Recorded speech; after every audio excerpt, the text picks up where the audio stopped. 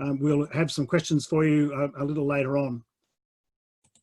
Thank you very much. The next session is entitled Fighting for Love. And I grew up in the country, and my expectation might be that this is actually about fighting for love of the land and love of country, as well as love of individuals who actually have to work in it. The presenter is Annika Molesworth, who's a farmer agroecologist and has had a long decade, millennium drought that has driven her passion. It was that drought on her family's farm that spurred Annika's interest in climate change. With a PhD in agricultural systems, she is a recognised thought leader of agroecological resistance and a passionate science communicator. She's a director of Farmers for Climate Action. Annika was named the 2015 Young Farmer of the Year, was the 2017 Young Australian of the Year New South Wales finalist, and in 2018 was awarded the Green Globe Awards Young Sustainability Champion. In 2019, she was named a Future Shaper in Style and Audi, and a Woman of Influence by the Australian Financial Review. Thank you, Annika. Good morning. Thank you so much for having me here today. I would like to begin by paying my respects to the Willakali people, who are the traditional owners of the place where I live and work in Western New South Wales, where generations of families have called this place home. Last month, I rolled over in bed one morning and tweeted, "Why do you care about climate change?" Fast forward 24 hours and over 200 tweet responses later, and it was obvious that people care for two main reasons: their family and their home. My presentation title is Fighting for Love.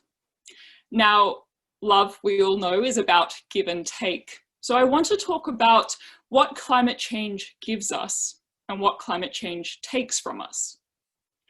Climate change gives us a world of instability, of worsening droughts that desiccate cropping fields, of torrential rains that drown cattle. It reduces food access and availability, increases food prices, and lessens food nutritional value. It brings farmers, like myself, increasingly challenging conditions to grow the meal for your plate. But the thing that actually troubles me most about our rapidly changing world is not what it brings us, but what it takes away if we fail to act. What it is we are set to lose if too little is done, if too much time is wasted. What it is that is being irreparably damaged. And these things are the things that actually make our lives whole and worthwhile, our family and our homes. And it is these things that I love and care for that actually make me get up out of bed each morning and fight to save them. As Steve said, I am a doctor in agricultural ecosystems. I am a farmer in far western New South Wales. And I am one of the many voices crying out in rural Australia that more needs to be done on climate change because our landscapes are suffering. Our communities are corroding, and our ability to produce food for you is seriously being jeopardized. Now, not everyone has had the pleasure of visiting the far west of New South Wales, so I would like to share a few images with you, which might help to illuminate my sense of belonging to home, and why farmers like myself are demanding a clean energy revolution.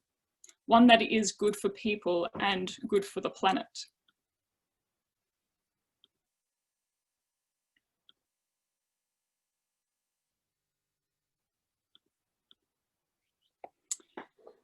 So my family and my home are located in a land of ruby red soils and sapphire blue skies. It's a place where you could walk all day and not see another person, but you would see a lot of kangaroos, wedge-tailed eagles gliding above, and fragile, tiny wildflowers, which form a carpet at your feet. I grew up here with my brothers going horse riding and camping, and I learnt a lot about respecting the land and having pride in growing food that feeds and nourishes people. For me, family and home is about food. It is the meals with my parents, brothers and partners, sitting around the table, enjoying fresh produce as we talk about our lives. food connects me to home, not only because home is where I cook in the kitchen and laugh at the dining table, but home is where I produce food for people all around the country. And what a privilege it is to be able to do that, to be a food producer working alongside nature. But my home is changing.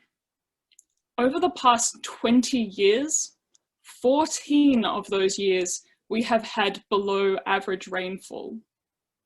That means we've had 6 reasonable rainfall years in the past 2 decades. Summer is becoming scorching. This past summer, December, January, February, we had 40 days over 35 degrees centigrade. This is not only stressful and dangerous for farmers like me who work outdoors and remotely, but it has serious implications for our businesses, because high temperatures evaporate water from our dams, cause vegetation to die, and they can actually make our livestock infertile. Sheep exposed to extreme high temperatures stop producing lambs. The world is facing some big challenges. The pressures we put upon this earth by a rapidly growing global population. By this time tomorrow, there'll be nearly 250,000 new mouths to feed. And if that wasn't concerning enough, we are currently losing productive land. Arable land, pastures, and forests are disappearing, and at a rate that far outpaces the Earth's ability to restore these areas. There is a global trend of rural to urban migration and a widening disconnect between people living in the cities and the farmers who feed and clothe them. Climate change is disrupting rainfall patterns and seasonal temperatures by which farmers plant and harvest their crops. There is increased frequency and intensity of extreme weather events like droughts, bushfires, and floods, which are wreaking havoc on the profitability of agricultural businesses and the productive capacity of farms. So the very real concern that I have as a food producer is, how are we going to feed a rapidly growing global population if we do not act on climate change now? This is a map that shows global temperatures, and you will see as this visual tracks through the last 135 years that global temperatures are becoming hotter, and that is the yellow, orange, and reds. And you will see that there is an acceleratory effect, that these changes are happening at a faster rate than ever before. This is what some climate scientists refer to as a runaway climate. Now here we are moving into the 1950s. This is when my parents were born. 1960s, into the 1970s, 1980s, this is when I am born.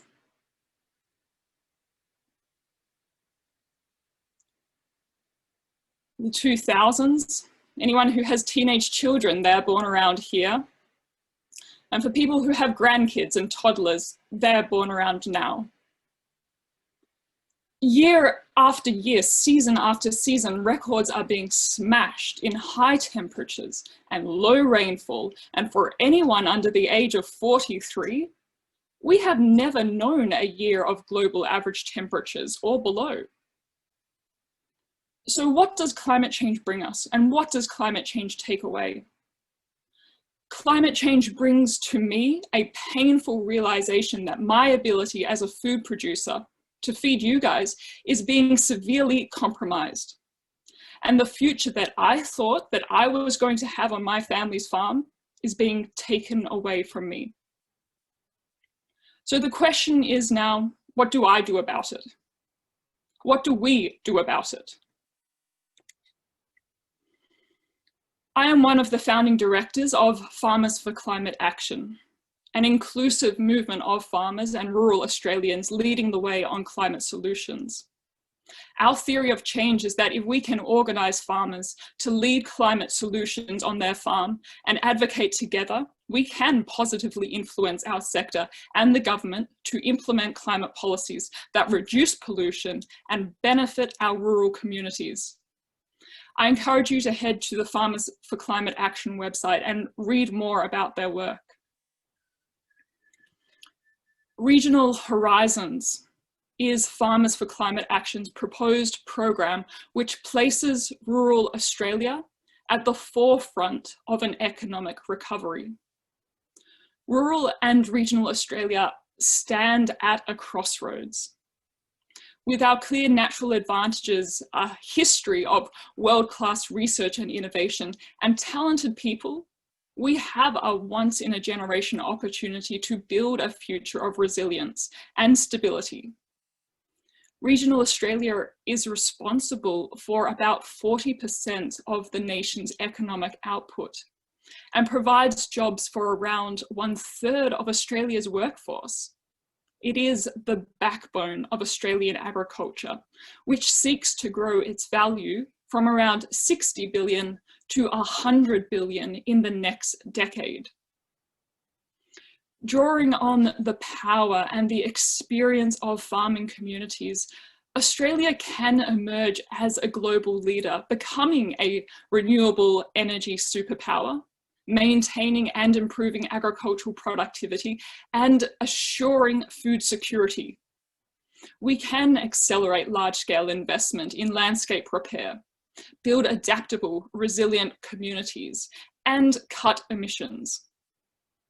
One of the 4 core areas of work in the Regional Horizons program is a regional energy transition. Now, this promotes and supports community-based clean energy developments to modernise and decentralise power grids. Today, construction of large-scale renewable energy developments currently employ nearly 11,000 Australians, and most of them are in rural and regional areas. Looking ahead, the Clean Energy Council finds that strategic investment in clean energy in the post-COVID-19 economic recovery period could lead to the creation of 50,000 new jobs in the construction phase and inject 50 billion into the Australian economy, mostly in rural and regional areas. So a regional energy transition program hopes to deliver microgrids and new, cheaper energy storage, enabling farmers to share benefits, bargain collectively, and co-invest with the private sector. It hopes to deliver jobs, revenue, social capital, and innovation in rural communities.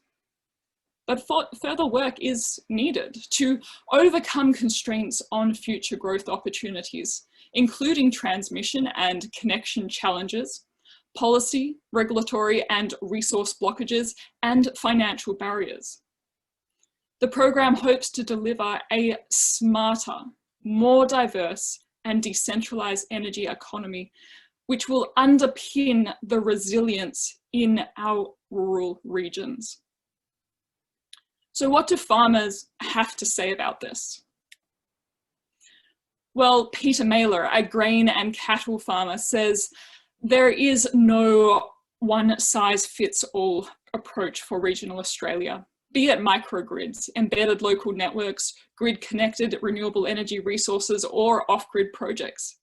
But there is huge opportunity here to boost local economies and create new job opportunities through a decentralized electricity system that generates and shares energy with the local regional community. A regional energy transition plan will be key in providing confidence and a framework for regional communities to participate. Charlie Prell, a sheep and wind farmer,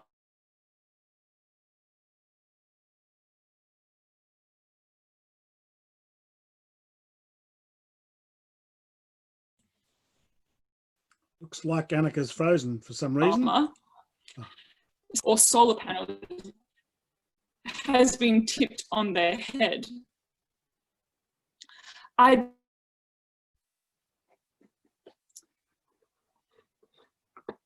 So Charlie Prell, I'll start that again as I think my internet cut out for a second.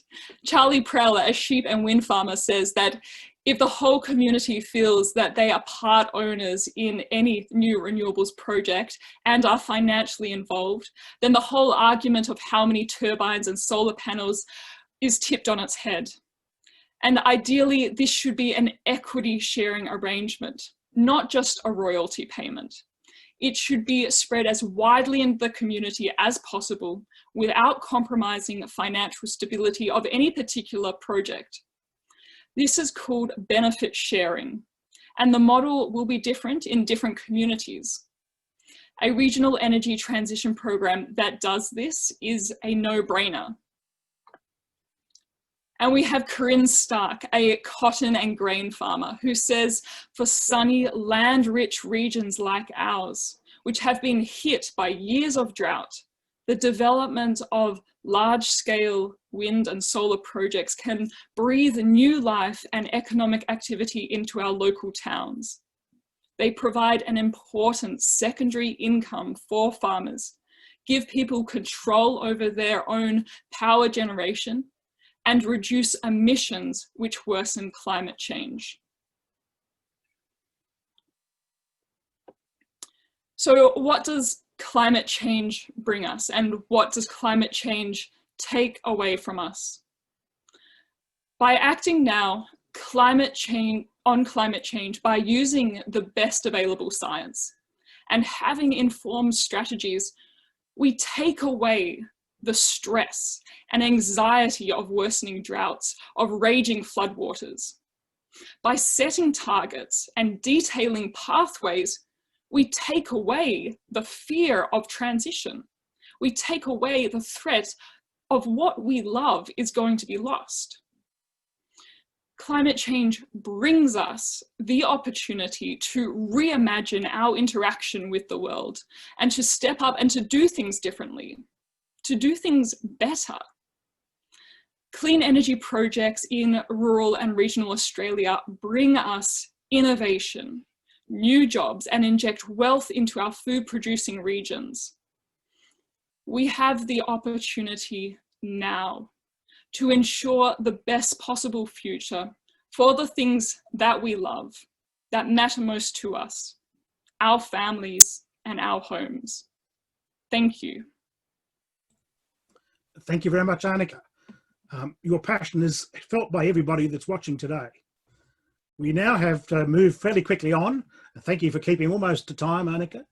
We now have to move on to our next speaker, and it's actually a critical phrase, the title of this speech by Mark Butler, A Question of Political Will. The technological answers, the scientific answers, the engineering